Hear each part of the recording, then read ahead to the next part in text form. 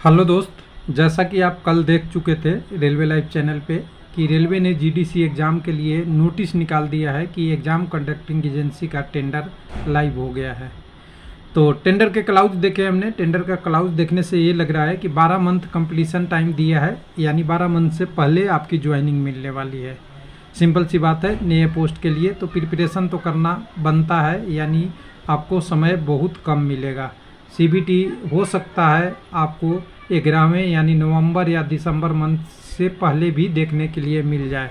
फिर कई लोग कहेंगे कि प्रिपरेशन का टाइम नहीं मिला, तो थोड़ा सा आप सोचिए आपके लिए कि आपका प्रायोरिटी क्या है, प्रिपरेशन करना है या किसी को कोसना है। तो मैं कहूँगा कि प्रिपरेशन में लग जाइए, समय बहुत कम मिलने वाला है। तो चलिए डिटेल में बात करेंगे, उससे पहले सारी चीज़ें एक एक करके दिखा लेंगे।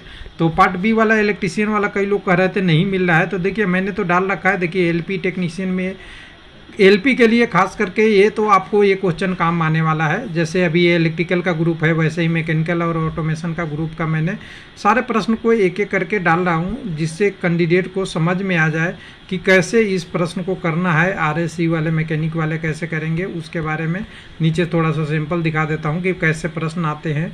इस टाइप से प्रश्न आते हैं, हिंदी इंग्लिश में मैंने करके रखा है, जिसको मैं यहाँ पे आपको www.railwaylifelp.com में करके आपको डाल दिया है वेबसाइट पे। एक मिनट, यहाँ वेबसाइट पे जाएंगे तो वेबसाइट का पेज, आपका वेबसाइट का पेज डिस्क्रिप्शन के लिंक में मिल जाएगा। यहाँ से ई बुक और पीडीएफ में आपको जितने भी जीडीसी का लाइव स्टेटस हो रहा है उसको मैं यहाँ पे अपडेट कर करके एक एक कर करके डालते जा रहा हूँ। एक तो पीडीएफ वाला है और दूसरा जीडीएस वाला में, जिसका आपका जीडीसी का सारा अपडेट एक साथ एक वेबसाइट पे एक पेज पे आपको मिल जाए। लेकिन उस लिंक से अगर जाएंगे तो आपको सही है, नहीं तो आपको पढ़ना है क्या और फोकस किस पे करना है उसके बारे में हमें ये टेंडर बताएगा।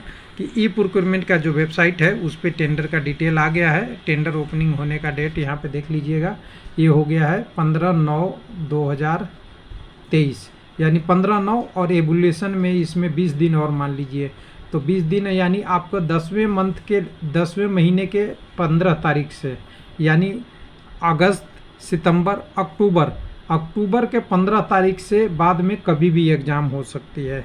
इस हिसाब से ये वर्क कॉन्ट्रैक्ट है, देख लीजिएगा, पढ़ लीजिएगा, समझिएगा थोड़ा कि आरआरबी कोलकाता इसका नोडल एजेंसी है जो रेलवे बोर्ड का एग्ज़ाम कराएगा, जिसमें जीडीसी 2021 का सारे एग्ज़ाम को एक साथ लेना है। जिसमें पोस्ट क्या है, एलपी टेक्नीशियन, आपका ट्रेन मैनेजर, गुड गार्ड जिसको पहले कहा करते थे, और आपका जूनियर इंजीनियर, जहाँ जहाँ जितनी पोस्टें हैं उनके लिए एग्ज़ाम कंडक्टिंग एजेंसी है।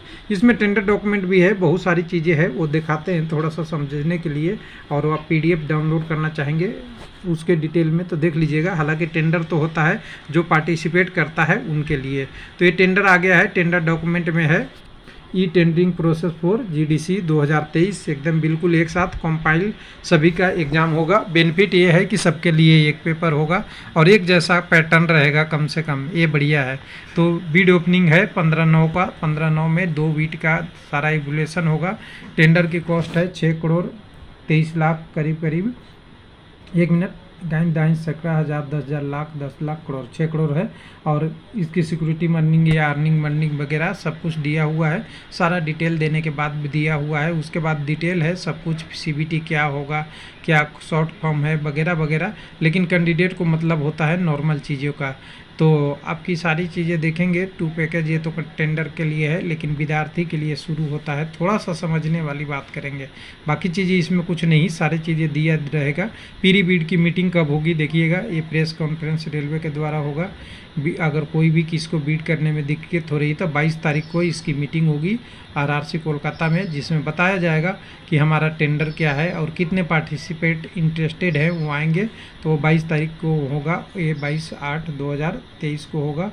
जो पीरी बीड के बारे में कोई भी पूछेगा उनको बताया जाएगा कॉन्फ्रेंस में कि आपकी क्वायरी क्या है, आपका दिक्कत क्या है। टीसीएस जैसे बड़े बड़े फॉर्म भाग लेगा या नहीं लेगा, इसमें पता चलेगा। 6 करोड़ का ये काम है। उसमें आपका देखिए ब्रीफ आरआरबी रिक्रूटमेंट बोर्ड का ये जनरल टेक्निकल स्पेसिफिकेशन है।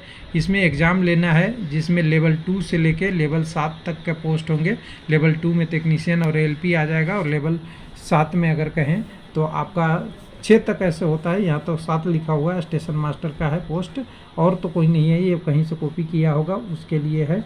तो 21 रेलवे रिक्रूटमेंट बोर्ड नहीं, यहाँ तो आरआरसी होता है जीडीसी का, उसके लिए है। 2023 जीडीसी का एग्ज़ाम लेगा उसके लिए है, और उसके आरसीसी भी इसके कंट्रोल और जुडिक्शन होगा, और ये सारी चीज़ें हैं। इसमें टेंडर की वैलिडिटी जो दिया हुआ है वो 12 महीने है। 12 महीने में काम करके कंप्लीट करना है। उससे ये पता लगता है कि ये प्रोसेस फास्ट होगा, जिसमें आपकी ईसीए के लिए क्या क्या स्टेज है देख लीजिएगा, उनको क्या क्या करना है वो काम दिया है। पोस्ट की एप्लीकेशन एलिजिबल कैंडिडेट को छांटेगा, उसके बाद एप्लीकेशन डाटा आरआरसी आरआरबी के साथ शेयर करेगा, फिर क्वेश्चन सब ग्रुप के लिए तैयार करेगा, सबके लिए सीबीटी 1 के लिए। उसके बाद आपका कॉल लेटर भी इशू यही करेगा, मॉक टेस्ट भी यही अरेंज करेंगे, या सीबीएटी जो साइको टेस्ट होगा इसी ही करेगा। उसके बाद कैंडिडेट का स्कोर और शेयरिंग आरआरबी के साथ यही करेगा। बायोमेट्रिक वेरिफिकेशन आप जान ही रहे एग्ज़ाम में, पिछली एग्ज़ाम से हुआ वो हुआ है, और भी कोई भी प्रोसेस होगी उसके लिए आरआरसी इनको हेल्प करेगा। एग्ज़ाम के लिए देखिएगा तो एग्ज़ाम के लिए टेस्ट के लिए तैयार रहना है। ऑब्जेक्टिव भी सारा दिया हुआ है, स्कोप भी दिया हुआ है, सब कंडीशन देखते हुए स्कोप एक एलपी की साइको टेस्ट से लेके सबका पूरा इसको कंप्लीट करना है।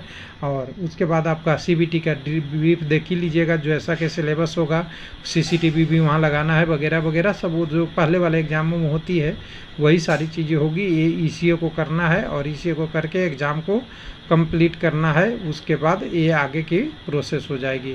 अब ये टेंडर की वैलिडिटी जो 12 मंथ बता रहा है, 12 मंथ भी इसको काम करके देना है, तो आप समझ जाइएगा 12 मंथ यानी आपकी प्रोसेस फास्ट होने वाली है। नीचे में दिखेगा tender validity, completion of work होगा, सारा चीज़ होगा। तो सारा चीज़ में देखिएगा तो कुल मिला के ये है कि कैंडिडेट को तैयारी में अभी से लग जानी चाहिए, और ये पहले जैसा नहीं एग्ज़ाम होगा। मैं एकदम फिर एक बार कैंडिडेटों को बताना चाहता हूँ कि ये पहले जैसा एग्ज़ाम नहीं होने वाला है। ये एग्ज़ाम सेंट्रलाइज हो रहा है, तो किसी आपको ये नहीं पता चलेगा कि पीछे आरआरसी ने क्या क्वेश्चन पूछा है। ये सब कुछ ओपन मार्केट वाला एग्ज़ाम के जैसा ही होगा, और इसमें आपको सब कुछ उसी में करना पड़ेगा, उसी में तैयारी करके, उसी में आपको ये प्रिपरेशन करके ये सारी चीज़ें को आपको फिल करना होगा कैंडिडेट को, तभी आप इसको आगे कंप्लीट कर पाएंगे। क्योंकि ये एग्ज़ाम इस बार का जीडीसी पहला एग्ज़ाम है जिसमें सेंट्रलाइज की बात किया गया है। तो ध्यान रखिए, आपके लिए अब रह गया है टाइम शुरू। अब part B, part A, syllabus के बारे में आपको सबको पता होगा। ट्रेन मैनेजर का एक ही सिलेबस है, एक ही पार्ट है, जो ओपन मार्केट का सीबीटी 1 होता है वही होता है। दूसरा आपका पोस्ट एलपी है, एलपी में आपका सीबीटी 1 भी होगा, सीबीटी 2 टेक्निकल पार्ट भी होगा, जिसमें 75 क्वेश्चन हम जिसके बारे में बात कर रहे हैं टेक्निकल होगा, अपने अपने फील्ड से एक क्वालिफाई होगा, बाकी मेरिट बनेगी सीबीटी 1 से। सीबीटी 1 के बाद सीबीएटी होगा एलपी का, टेक्नीशियन का डायरेक्ट मेरिट बन जाएगा सीबीटी 1 से। उसके बाद तीसरा पोस्ट आपका यहाँ पे जेई है, तो जेई में आपका टेक्निकल नॉन टेक्निकल का एक ही पेपर कंबाइन करके बड़ा पेपर बनाया जाएगा 150 प्लस क्वेश्चन का, उसका मेरिट इंडेक्स बनेगा। मेरिट इंडेक्स बनने के बाद आगे की प्रोसेस होगी। कुल मिला के कहें तो ये पूरी तीनों एग्जाम में हमें तो सबसे डिफिकल्ट जो लग रहा है एलपी टेक्नीशियन वाला पोस्ट में, एलपी पोस्ट के लिए है, क्योंकि इसमें आपको 3 एग्ज़ाम कम से कम, एक में क्वालिफाई और 2 में मेरिट के लिए आपको कंपटीशन देना पड़ेगा। थैंक यू, धन्यवाद।